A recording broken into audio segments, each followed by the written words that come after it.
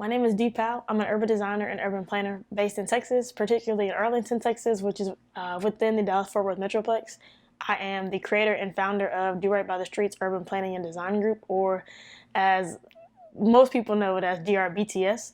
DRBTS specializes in zoning and land use education in communities of color, as well as place creation, placekeeping, i.e. placemaking communities of color to activate, cultivate, and encourage community engagement, community growth, and community interaction. When we talk about community interaction, we talk a lot about being genuine. And being genuine is a big piece of intentional placemaking when it comes to providing information, providing trust, providing access, and resources for transit options. Without the genuineness and the trust of the community, it's extremely hard and pretty close to impossible to implement a program or implement other options for transit, especially in communities of color, when you haven't built the trust already, when you haven't laid the foundation. The beautiful part of intentional placemaking is you meet people in places that force you to come out of your shell. It forces you to be just human, and it also forces you to get out and see them in the streets outside of social media, city hall, or any other public facility.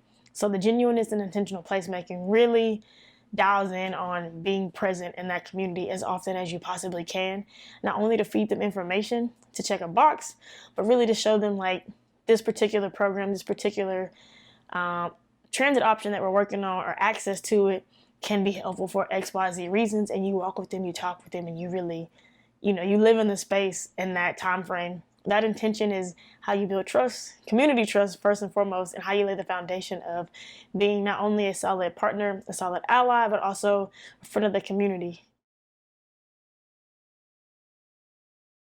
In regards to equity and access, as it relates to transportation, it's a huge topic in the sense of without safe spaces, without this access, most people of color, especially in communities of colors, don't have that immediate access. When we talk about equity, when we talk about access, they're intertwined in one another. If you're able to access a car or pay for a taxi or pay for Uber and Lyft on a regular basis, it automatically puts you in a sense of a more equitable situation in the sense of economics and wealth.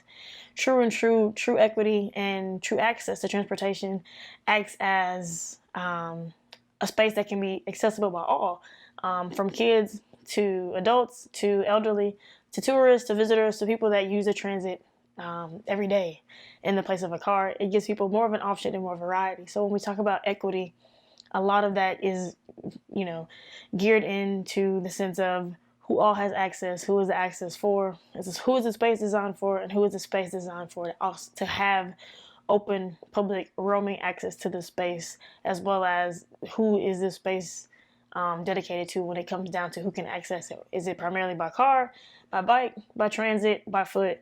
When we don't think of those bigger pictures as far as if it's just car accessible, then that's where we kind of miss the point of equity and accessibility when it comes to transportation. When it comes to temporary placemaking in regards to transit access as well as transit equity, a big part of that is you're able to activate a space, even if it's for a short period of time, but you're also able to design in a way that encourages different options and different means to get to a particular location or a particular space that's being highlighted. Particularly in one of our projects, there is a very busy street that connects directly to the park. It is very car-centered, but because of the way the street is set up, it forces people to get out of their car and walk across the street. Unfortunately, there isn't a safe crosswalk to do so from the parking lot to our location. So where there's flaws in the process of temporary placemaking, there's also ways to show your city officials, your planners, your engineers that, hey, this project, this temporary space activation was really successful. One of the big things that we could have done better was provide better access to the park or to the space.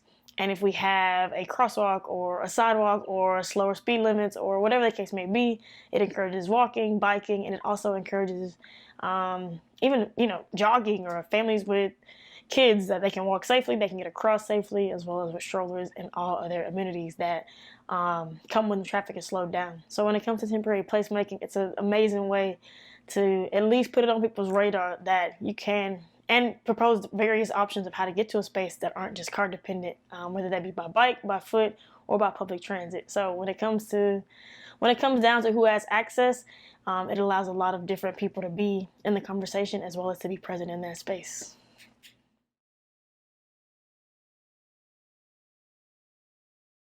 So one of the biggest benefits of private and public partnerships with the city, and as well as collaboration.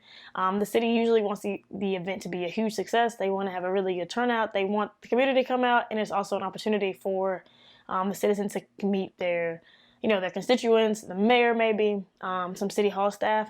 So the push behind it, the marketing, the initial hype behind it is pushed pretty hard. So you have a nice built-in sense of marketing.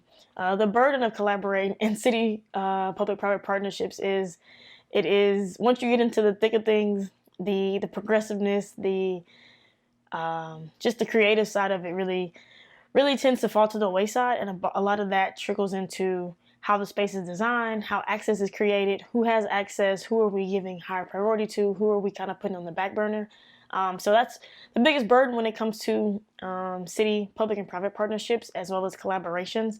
Sometimes the initial message of being intentional and being genuine about a space and cultivating it gets lost in the mix once implementation is on the ground and you're really finding effective, affordable, and feasible solutions to providing equitable transit access and equitable access to equitable spaces.